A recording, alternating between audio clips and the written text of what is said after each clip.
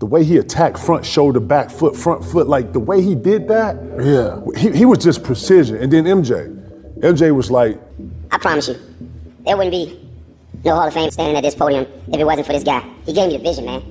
You know, you want to be fast like Isaiah, shoot like Bird, you know, rebound like Barkley, pass like Magic, be dominant like Shaq.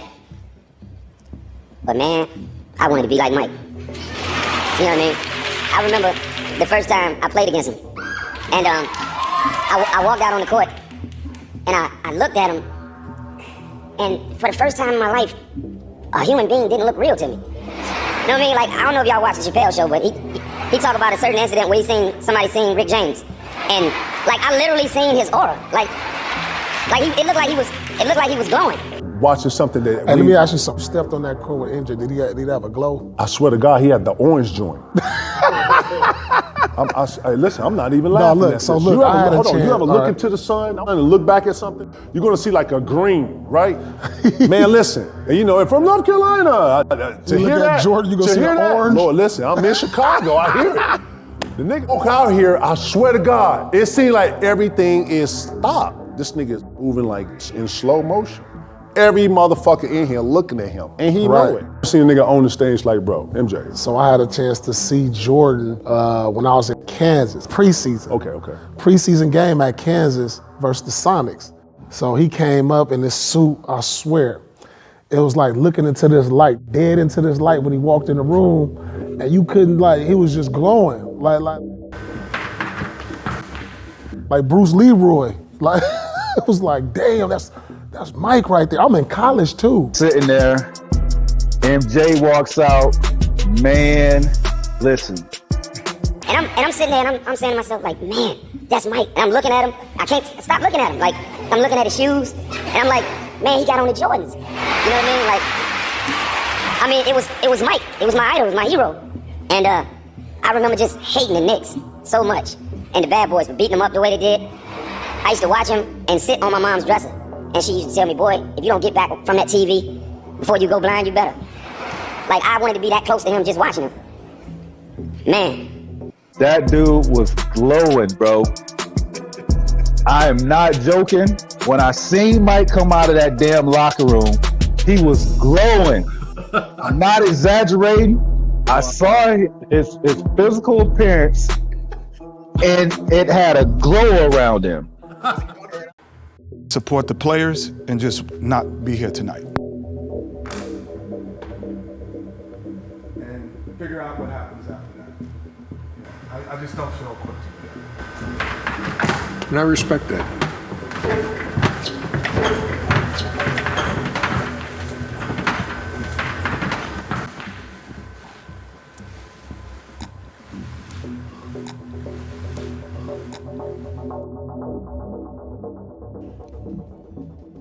What can I say about the guy sitting to my right? My goodness. You already talked about me. To my immediate right. Oh, okay, my bad. Dr. J, wonderful to see you. All good. Nice to see you. Thank you so much for Good being to be here. First slam dunk champion of all time, Hall of Famer, only guy to be the MVP in both the ABA and the NBA. Charles here. 14 years, Ernie, just in case you forgot. Believe me. Yeah, that's what I mean. That's what you, okay. Yeah, I mean, anybody can go out there and dunk, but I'm talking like to do a fancy dunk on another person. That's what you don't see that often. Right. I tell you a prime example. Bob Lanier is a dunk they show now that I went baseline. I went to the middle and the whole team shift. And I went back to the baseline, I jumped, and I think I closed my eyes because Bob Lanier covered the rim. And I was going up and I turned, and he was coming down, I was still going up, and I dunked on the buzzer. 13 on the shot clock. Down low for Dominique. Baseline drive. Dominique. Oh my goodness! Did you see that jam? And he stood there and he watched me. For 9 years, he never spoke to me after that. And I asked him, I said, you know, we retired. The game is over. I said, you can speak to me now. I said, why you don't speak? He said, you know, it was tough for me to ever speak to you again. When I had to go home and hear my kids let me know how you embarrassed me on national TV, I didn't ever want to talk to you again. You know what's so funny about that?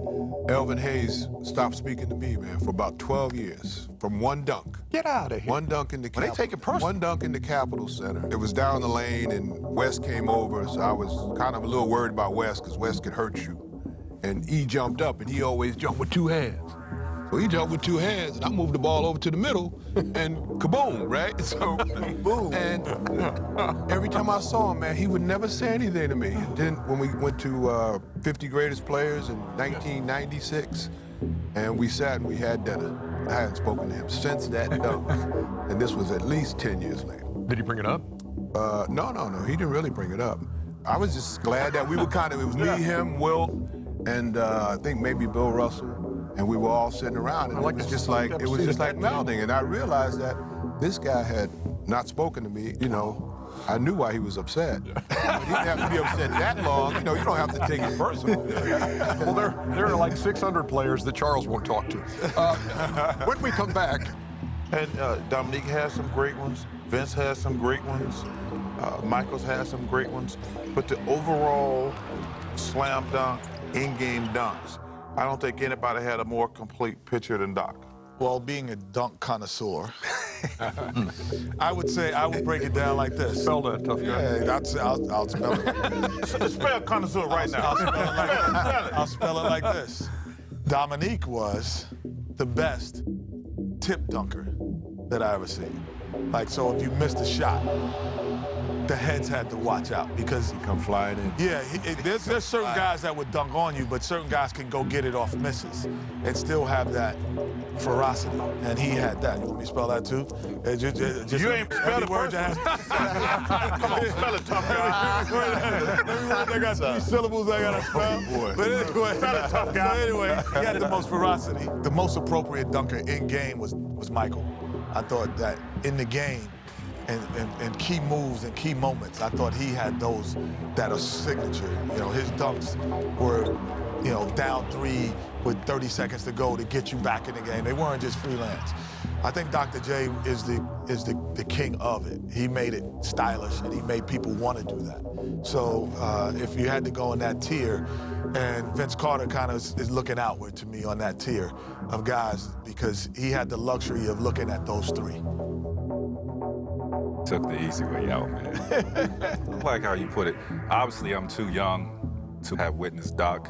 I have to go with Neek, MJ, and Vince. I mean, those 3. And I took the easy way?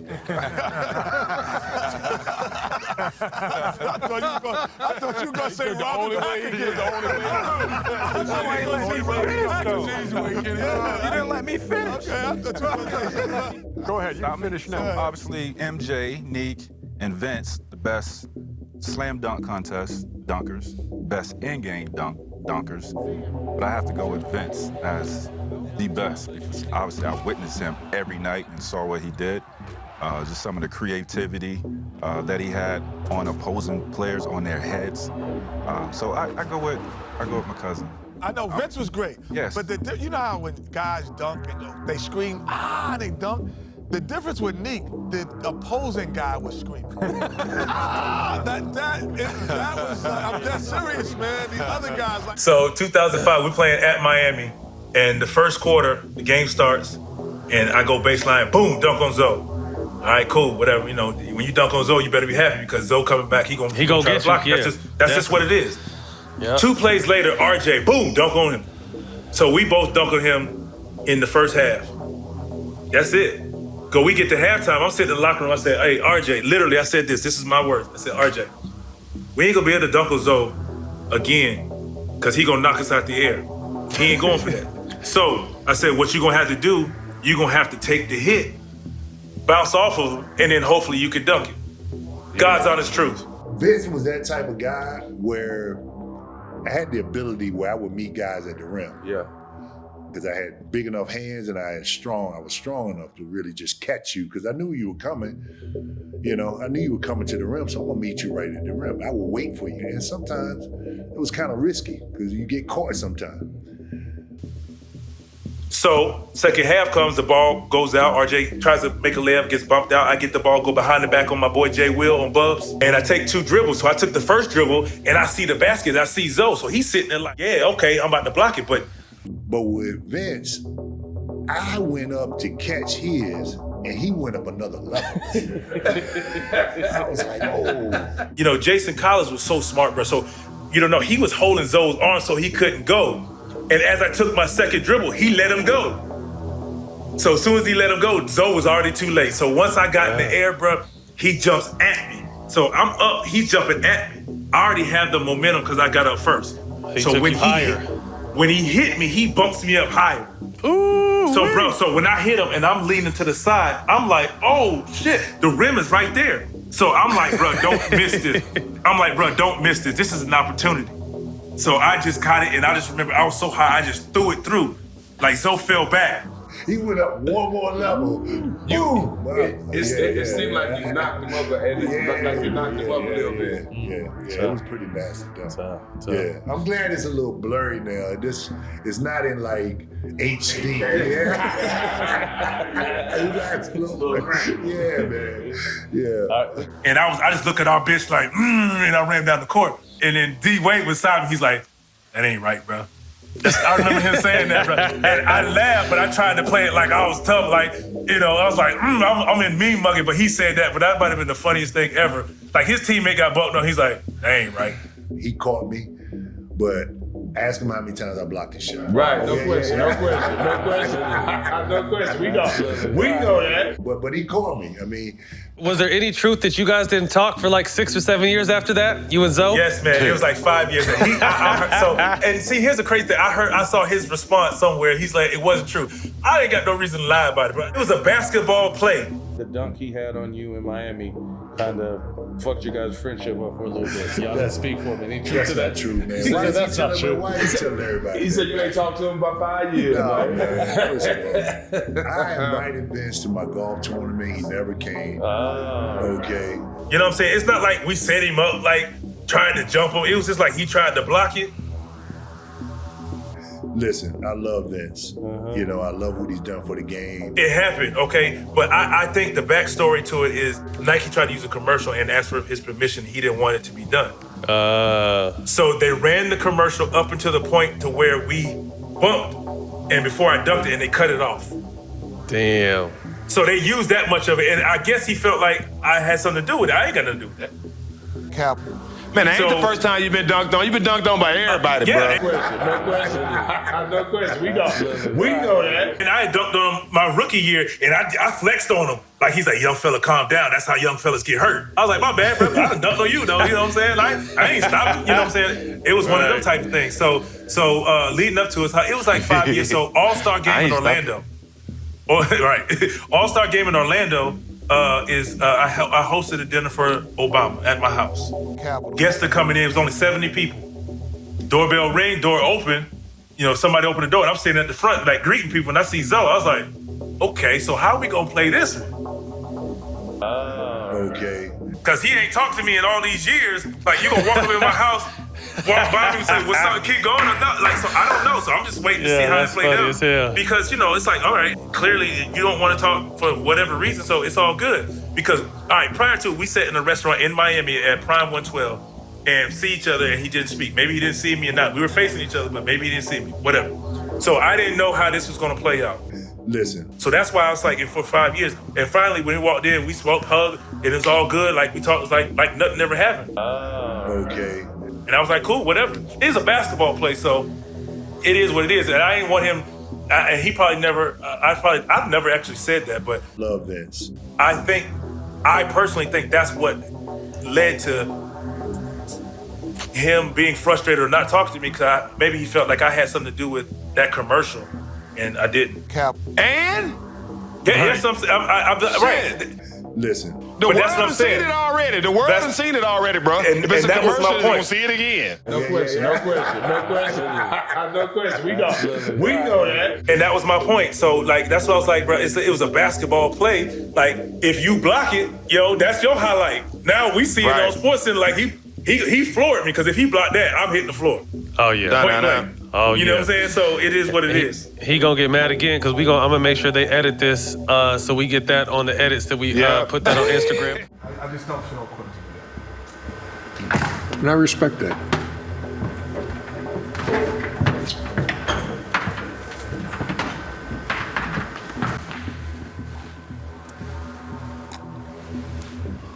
Bird is a psychologically assassin. How can a person jump this high and out rebound you? When we practice, he would be running around Boston Garden while we was practicing. And it was like, why are you running? Check this out. They beat us, and he told me where he was going and where he was going to shoot. We was playing the Boston Celtics. It was Bird, McHale, Parrish. We was up 1, okay? He said, who's guarding me? As we come out of timeout, I says, Craig Elo. He says, why you got that white boy on me? Don't put no white boy on me. He said that was the most. Now remember, Larry Bird is white. Right.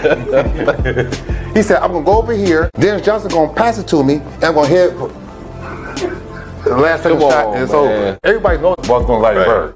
All Bird did was go like this. See, it's leverage. It's not how strong you are sometimes, it's leverage. Yeah. Now look how hard that is. Yeah. Now somebody strong go, yeah, right? Right. That's all I need. Right. Yeah. And you know his fingers was all broke. Right. He hit the shot. All his Kevin McHale, all them, Randy Whitman, all them were jumping on, right? He was getting them off of him like this. He walked off and said, legend,